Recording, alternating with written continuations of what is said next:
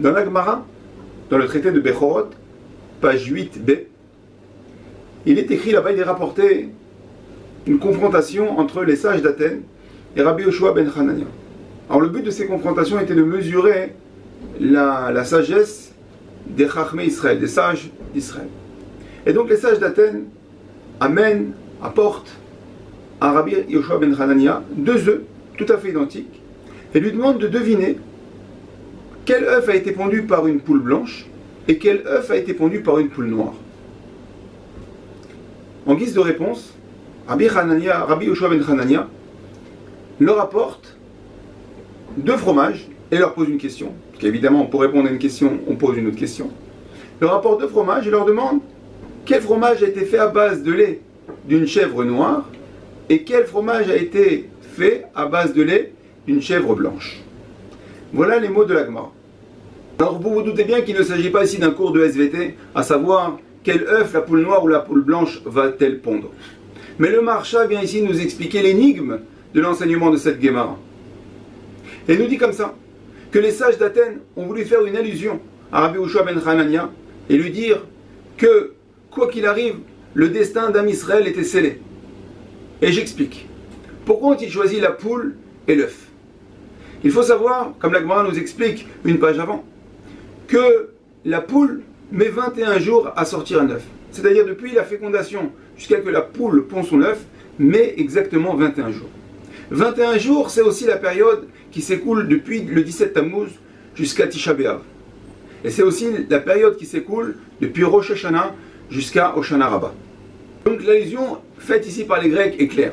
Que la poule soit sombre comme cette période de Ben Hametzarim, ou qu'elle soit claire et blanche comme la période de Rosh Hashanah, Yom Kippour et jusqu'à Sukkot, donc une période de Simcha, le résultat sera le même œuf. L'œuf qui représente, comme on l'a déjà dit, le deuil.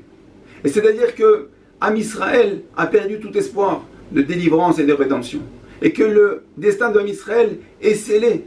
Et le seul destin est celui de l'exil et de la galoute, celui de la tristesse. Voyons maintenant la réponse de Rabbi Yoshua ben Hanania aux sages d'Athènes.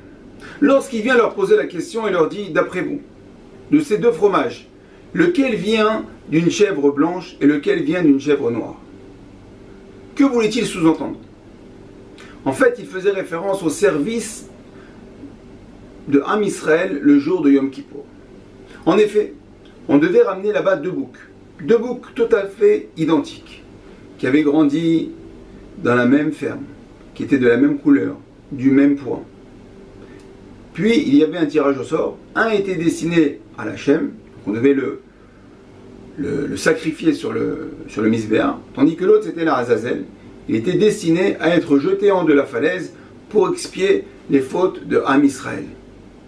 Rabbi Yoshua ben Hanania voulait, en apportant ces 2 fromages issus donc de 2 chèvres différentes, voulait expliquer aux sages d'Athènes que peu importe la mise en œuvre, que peu importe le style de Avodat Hashem, que l'on soit comme ce bouc qui a été sacrifié, qui est monté sur le Misbéar. Il a été Bishvil Hashem, pour Hashem, comme cette période de 21 jours qui sépare Rosh Hashanah jusqu'à Hoshana Rabbah, ou bien que l'on soit comme ce bouc au destin un petit peu noir, il est black, il a été jeté de l'Azazel, eh bien, peu importe. Puisque, en fin de compte, ces 2 services, qu'on soit sur le Misbéar ou qu'on soit jeté de la falaise, viennent expier les fautes de l'Am Israël. Ce qui signifie que, en fin de compte, cette période de 21 jours, qu'elle soit entre Rosh Hashanah et Hoshana Rabbah, ou bien du 17 Tammuz et de Tisha B'Av, vient expier les fautes de l'Am Israël. Donc bien que ce soit une période difficile, il faut savoir que cette période est aussi propice à la Teshuvah, à l'expiation de nos fautes.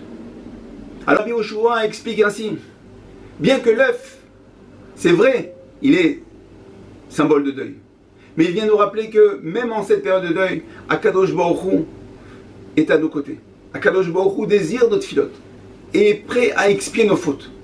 Alors comment? L'œuf se dit en araméen bia. Bia signifie aussi tefila. C'est-à-dire que pendant cette période, donc de 21 jours, de 17 Tammuz au Tisha B'Av, il faudra prier avec la même intensité que l'on prie pendant cette période de fête de Rosh Hashanah jusqu'à Hoshana Rabbah. cette période où on a l'habitude de prier parce qu'on sait qu'on va se faire pardonner, on est prêt, on s'est préparé pendant un mois au Slichot à prier. Et bien cette période aussi de 3 semaines, il faudra aussi se profiter de prier à Kadosh Baruch Hu. L'œuf, nous dit le Khatam Sofer, est un aliment tout à fait particulier. En effet, prenez n'importe quel aliment, vous mettez dans une casserole où il y a de l'eau bouillante, si vous mettez, je sais pas, des pâtes, des carottes, une pomme de terre, après un certain moment, un quart d'heure, 20 minutes, 1 heure, l'aliment va se ramollir. Certains, après 1 heure, vont se désagréger, ne vont plus être là, certains vont se liquéfier, certains vont s'évaporer.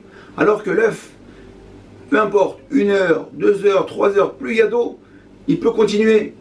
Et il va, au contraire, au fur et à mesure, il va se renforcer, il va durcir, il ne va jamais bouger de son état. Un peu comme Israël. Les exils, après 100 ans, 200 ans, 300 ans, 2000 ans, Israël est toujours là.